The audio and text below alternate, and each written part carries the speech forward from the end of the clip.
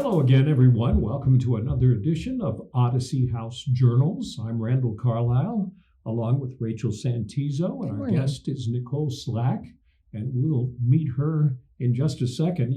I was thinking about one of the reasons we're one of the most watched and listened to podcasts is because, and this is, I think, our 149th podcast that we've done, is if you think about it, every single one is different.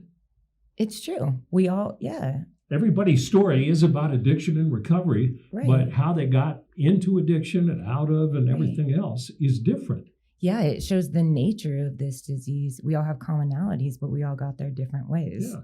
That's very interesting. Some people started like at what we've heard as early as 7 or 8. Yeah. And other people, like Nycholle, is a late bloomer. Welcome. We'll find out what that means. We'll find out what that means. And Nycholle, you must have had very creative parents. Can I tell people how you spell your name? Yes. I looked at it. Look at that, Rachel. Nycholle.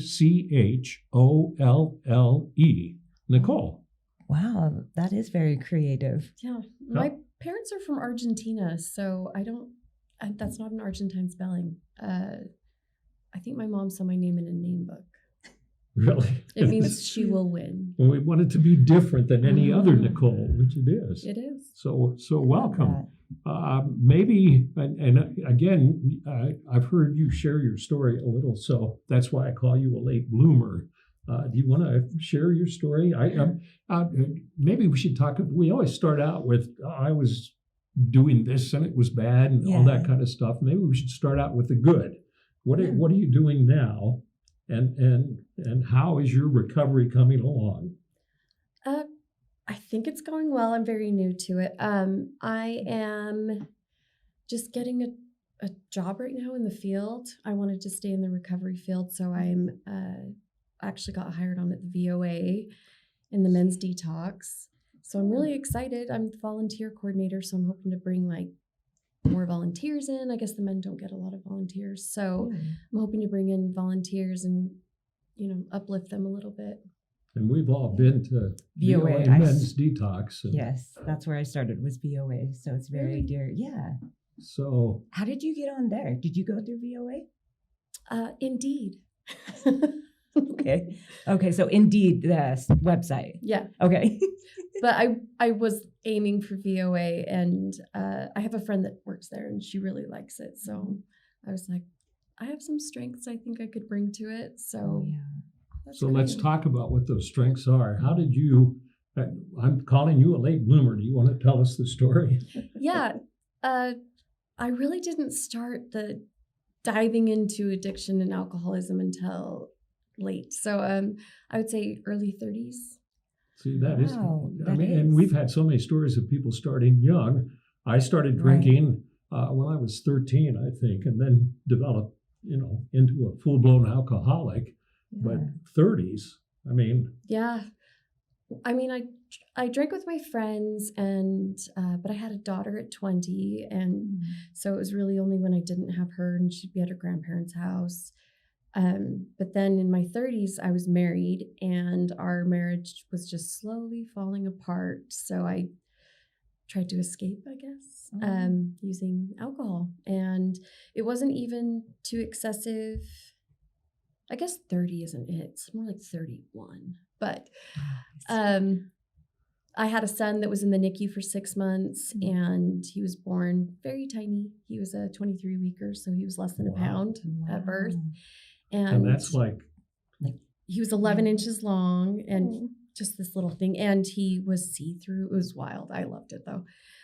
So I had a really good NICU experience, and he was released from the hospital. He came home with a G-tube and oxygen. And I feel like I was such a good NICU mom. And I was so good at managing all the things like his appointments and therapy. And he had 8 doctors he saw every month. Wow. And we went up to primaries all the time. And it was like I started drinking too much probably when he was about 2, but I was drinking the whole time. Not with him, just when he'd go to bed or whatever, I just pass out. But so I didn't drink during the day, and I was so proud of myself, and I didn't feel like I had a problem because I wouldn't drink when I had my kids, or like my daughter plays lacrosse, so I'd get her to practice and do all the things. And then my son turned like 4 or 5, and he was okay. He had his G-tube removed. He wasn't on oxygen. And then I had to really focus on my marriage, and it just wasn't there. And I just fell apart and started excessively drinking. It was like as soon as my son was okay, I had like given myself permission to just fall apart. Yeah. How bad did it get? I was pretty functional for a while. I think it got really bad towards probably 35, 36, where every single day, as soon as I was done with getting my daughter to lacrosse and my son was good, and then he'd go to bed at like 7, I would just drink myself to pass out. And then if my son's dad had them for the day or whatever, I was drinking that whole day. It was like I planned out without planning out, but I did plan out like if I didn't have them to make sure I had alcohol so I could drink. And then I'd say about a year before I went into Odyssey. So I went in 2021. So I'd say after the pandemic and everything hit, I did really well during the pandemic. I still was drinking and doing that, but I still I loved spending all that time with my kids. So it kind of kept me a little more sober. And then we sold our house and moved into apartments. And then I just drank any chance I got. I never drank at work. I made sure to not do that. But it was like, I would start drinking when I'd get done at 3. And then slowly as the months would go by, I would stop drinking at like 10 and then midnight and then 2 a.m. and then 4 a.m. And then, I lost my job. I got another job. I was drinking. I stopped taking my kids because I didn't want them to see that. So my ex had them all the time, and I didn't want them to see me hungover. So then on the days when I was supposed to have them, but I wasn't drinking, I was just so hungover, and I stopped taking care of myself and eating, and Well, that seems like you remember talking to me about my story? Yeah. That I was a functional alcoholic and a TV anchor for decades, and I did the same thing that you did. I was never drunk when I went to work, never drunk when I was doing a newscast, but when I'd get home at night, I'd drink till I would pass out. And I didn't have to be at work till like 2 the next day, so it was a perfect job for a functional alcoholic. Yeah, but I planned, and this is what people don't realize, is you plan everything around your drinking. Absolutely. Are your kids going to be gone? Good, I'll drink. I don't understand really, even though I'm, in long-term recovery, I don't understand the alcoholic mind and why it works that way. I don't either. I look back and it kind of feels like obsessed with making sure I had alcohol when I didn't have things to do. And I would go on my lunch break from work and make sure to go buy alcohol so that I could go You'd home. have it at home. And and I didn't drink and drive. I did it one time and I got a DUI. So one time. Yeah. One time and I got a DUI and it was bad. I don't remember it. So I'm super embarrassed about all this, by the way. And don't be embarrassed. You're in the right spot. I got a DUI too. You're in good company. Yeah. I felt like I was so good because I didn't drink and drive and I didn't drink with my kids and all the things to give myself permission to continue doing it. So can I ask you about your kids? We talk a lot about it, and it sounded like because I did a similar thing. Like I loved my kids so much that I signed over my rights to their dad, and it sounds like you kind of did a similar thing. So can you tell me a little bit more about that, like where you are, like with your kids, how that was?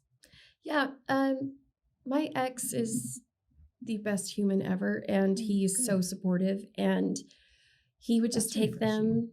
And he would just take them for me and he's like, you're going through something, this is your journey. And he was just amazing about it. And then I had a suicide attempt, which got me an Odyssey. And when I got to Odyssey and I was sober and all that, I almost signed over my rights because I was just like, my son has autism and he thrives on structure and he thrives on having just a schedule. And so I couldn't go to the parents program and try to I have 50-50 custody still.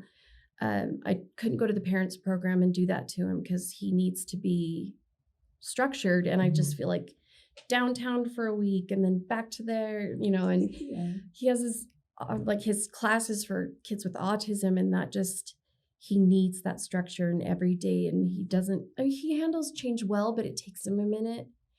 And so I was just like, maybe I did my job. Maybe I was the best NICU mom, and maybe I made sure he got through everything and all the milestones he was supposed to hit. And that's when I was like, okay, now I can die.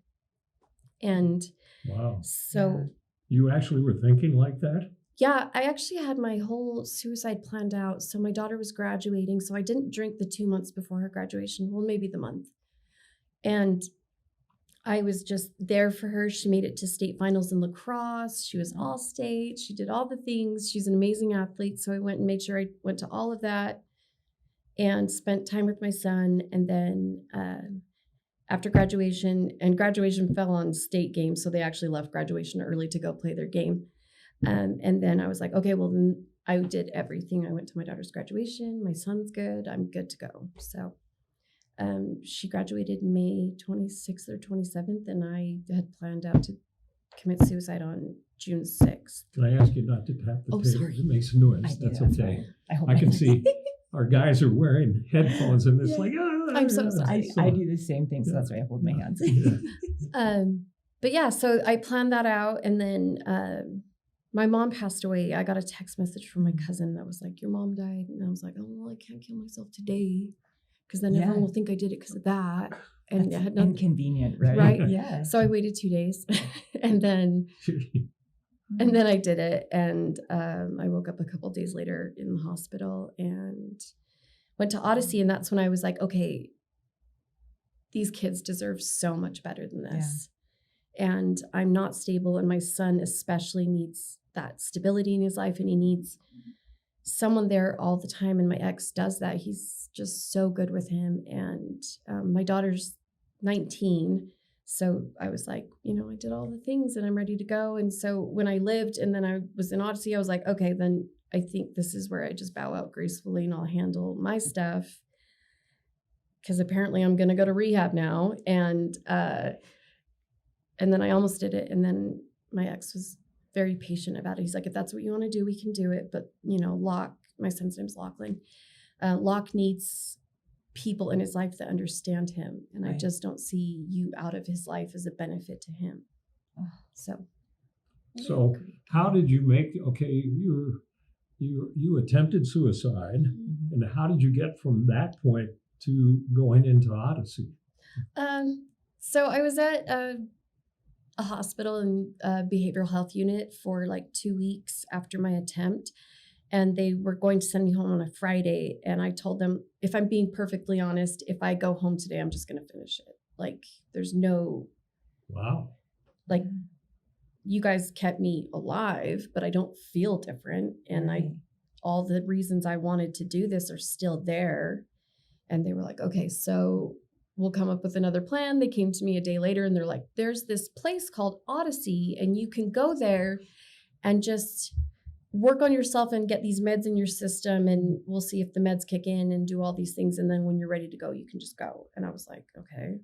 And then I got to Odyssey. And sounds too good to be true. Yeah, it was really weird. I was like, there's places like that.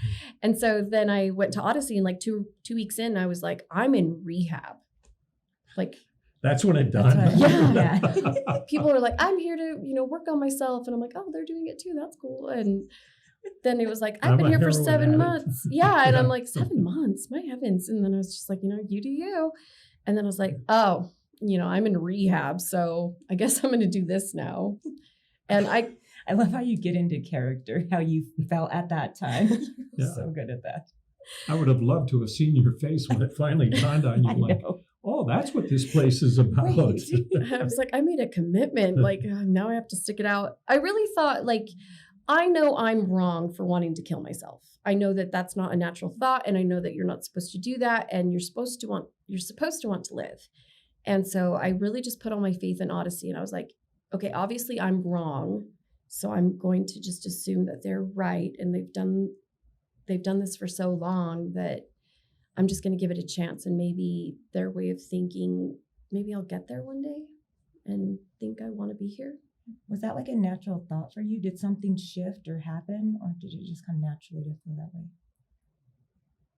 Because you embraced, Right. You're like, okay. recovery at that point, really, yeah. sort of. I really don't feel like I had embraced recovery. I think I was just like, I want to die, and you're not supposed to want to die. And they say, no, you're not supposed to want to die. And so I was like, I'm just going to follow them and see what happens. Oh. Okay. I don't think it was like I'm going to live moment. Jumping up in the air in slow motion. It took a long time to get to the point where I was like, okay, I can still benefit society. I'm not just, using up resources by living and eating food and doing all that. And I maybe I can still contribute to the world. How long were you in Odyssey? 7 months. Wow. How do you feel about yourself today? I definitely feel like I have something to give. And I look back at thinking that way, and I have so much more to do with my kids. And I don't know why I would think that way. And it was just so natural to feel that way. And then now it just feels so natural to not feel that way. And I can't wait to get back there. And my goal is to be back with my son, the 50-50. And my daughter lives in California now. So it's nice to talk to her every day. And it's just been amazing. My daughter, it took a long time to speak to me again. So I'm so happy I earned her trust back. And so I just feel like I have a purpose again. Good. You do. Yeah. What, in your reunification with your daughter, what kinds of things did you talk about? She was obviously upset about the fact that you were drinking all the time. Yeah, she was very upset. She didn't talk to me for the first 5-6 months that I was in Odyssey. And I would tell my ex-husband, just don't tell her to talk to me. Tell her I love her. And whenever her time comes to want to talk, she's so intelligent that I trust her so much. And I wanted her to do what she needed to do, how she had to do it. And it took a while, but she slowly came back. And Odyssey makes you write these letters called impact letters. Yes. Mm-hmm. And I think she really forgave me after the impact letter, where you're writing a letter from her to yourself about everything you did that harmed her. So. And you let her read that? Yeah. That's powerful. Yeah, no kidding. Yeah. Did she agree with it? She actually said, I'm so happy that you saw what you were doing to me. Like, you brought up examples of the things that actually affected me, and you never told me that. And I had to just be honest, and I was so embarrassed about my drinking.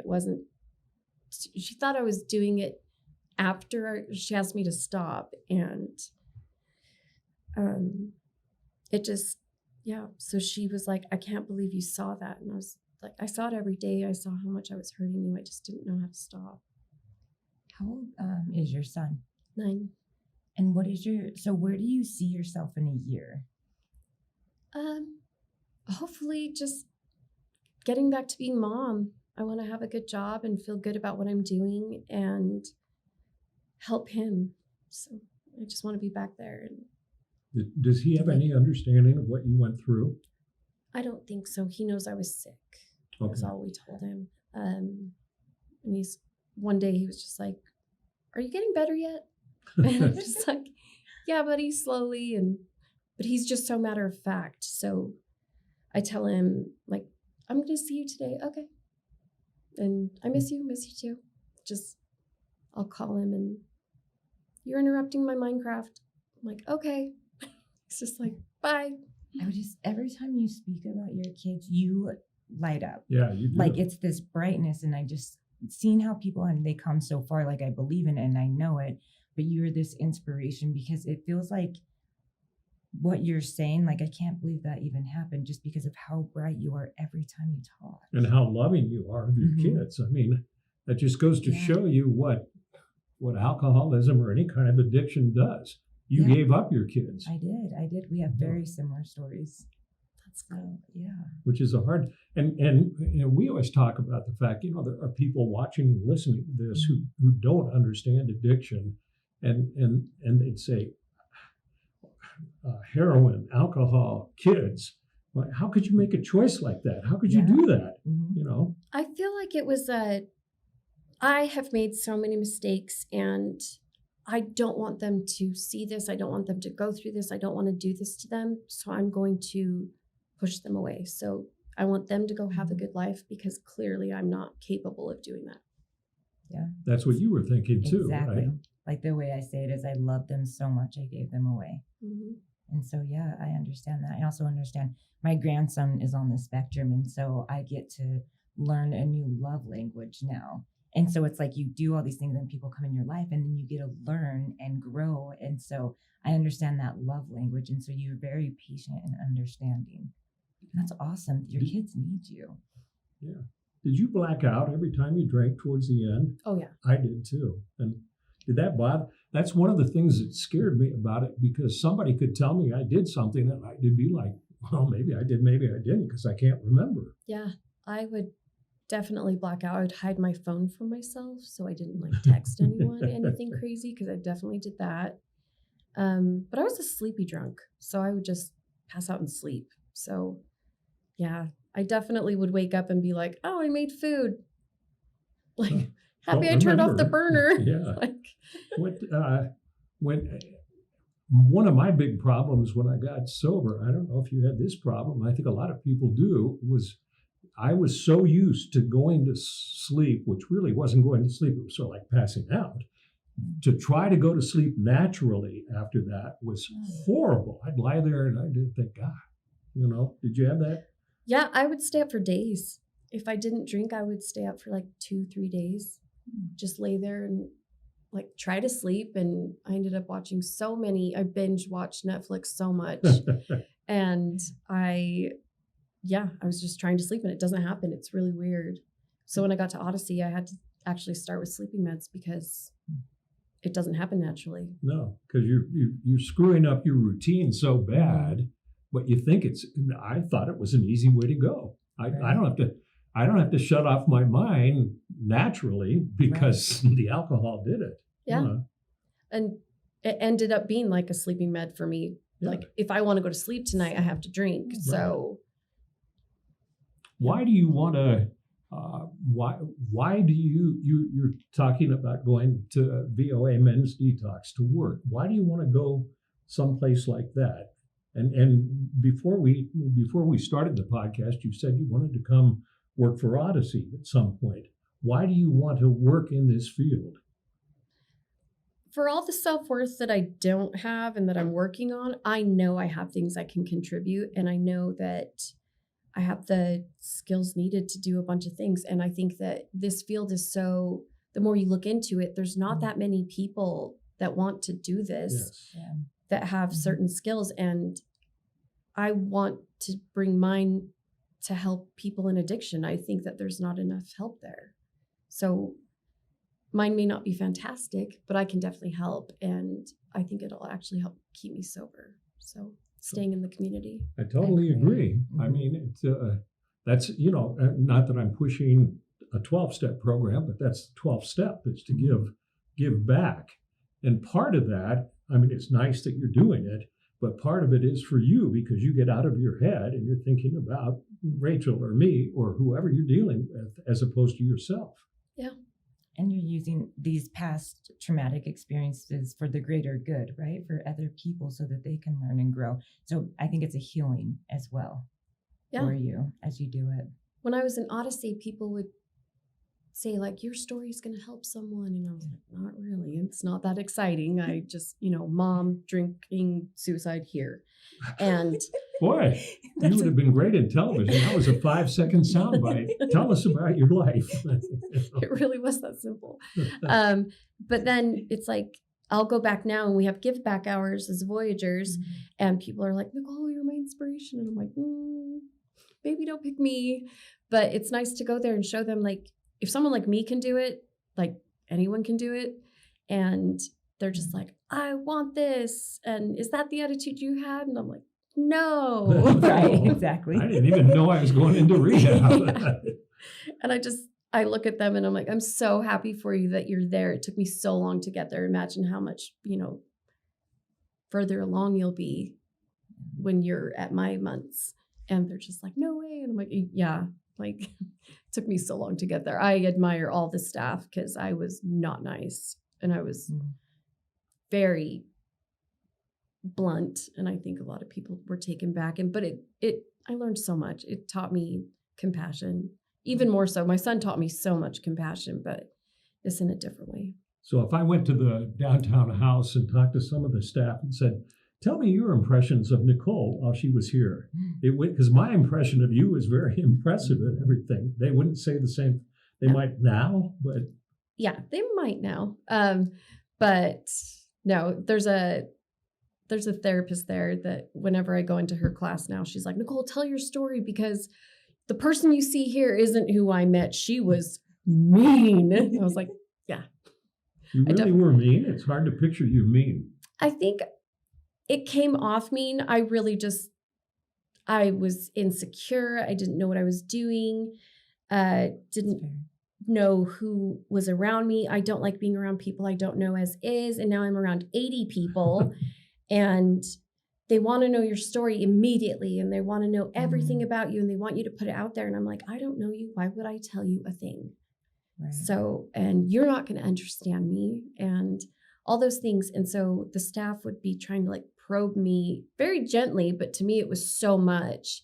And I would just come back at them pretty harsh. And yeah, I look back and I wasn't trying to be rude. I was trying to protect myself. But so we talk about this a lot because we have a family group that Randall runs. And so what would you tell somebody that's new or that, like if you were speaking to someone else that was mean and resistant and didn't want to do it, what would you tell them? That's actually kind of hard because no one could tell me anything. So I look at them and I'm like, you've got to get there on your own because it's not going to happen. No one can tell you anything that changes it. It has to be within themselves. So when they're like, I want to leave, and this is so Odyssey speak, but I'm like, hit your pillow. And if you still want to leave tomorrow, then leave tomorrow. But give yourself the day to plan. Like, why are you leaving at 9 p.m.? Yeah. Where are you going to go? Yeah. So they're just like, I hate this place. I'm leaving. And I'm like, well, do it in the morning because then you have the whole day to figure it out. Right now, you're going to go out in the cold and that just doesn't even make sense. And there's that same therapist that said I was mean. She would always say, play the tape. Like, where are you in 2 hours? Where are you in 2 days? Where are you in 2 weeks? Like, does this even make sense? Like, if you're going to go leave to use and come back, you're still going to be out for the night. Like, is this worth it? And so I don't ever try to talk them down because no one could talk me down. So I'm just like, you do you, but really, like, where are you in 2 hours? Does that even make sense? Yeah. Or you're being mean to this person in class because you're new and you're not wanting to be here. Like, do you really just want to be a mean human? And they're just like, no. And I'm like, well, then just be kind. If you're going to be here and hate it, don't take us all down with you. Yeah, that's fair. She's pretty good, isn't she? Yeah, that's fair. That was a great question you just asked, and we actually had Nycholle speak at our family support group, and unfortunately, her answer is may not be very helpful to parents because it's like you can't really do anything, you know. That's why I wanted to ask you that. And so we can, when it comes to that or when someone's difficult, what do you do? Like, not give up on them, but allow them, they're going to have to do their own experiences. Well, when you were out on the street or you were drinking or I was drinking, if somebody would have told me not to, it wouldn't have made a bit of difference, right? I would have felt like I was being judged and then I'd go use more. Yeah, I think when any one of my 4 ex-wives told me I was an alcoholic, I think I said, no, I'm not an alcoholic. I just drink a lot. And don't tell me that anymore. I mean, it's just, it doesn't work. It doesn't. And I had fantastic people around me. I don't have parents. Well, I have parents, but they passed. I don't have like a family unit like that. But my daughter's grandparents have been like my parents since I had her. And they were fantastic because they didn't support me financially. They didn't do that kind of stuff for me, but they never called me an alcoholic. They never told me I was drinking too much. They just, when it was those moments and they could tell I'd been drinking, they didn't respond. And wow. I respected them so much even at the time. I was like, I'm just hurting them. I need to stop. And We are out of time, so we want to thank you. I'm really looking forward to hear how you do at VOA Detox. I'm excited. And if I was hiring at Odyssey, I'd say hired right now. But Right. wouldn't you like to? Oh, yeah. I'm excited to hear about that. I wish that you were there when I was there, and they're very lucky to have you. Yeah. So keep up the good work. Yeah. Thank you. Yeah. Thank you very much for bearing your soul and not being mean to Rachel or me or the rest of the people listening and viewing. Thank you for watching another edition of Odyssey House Journals.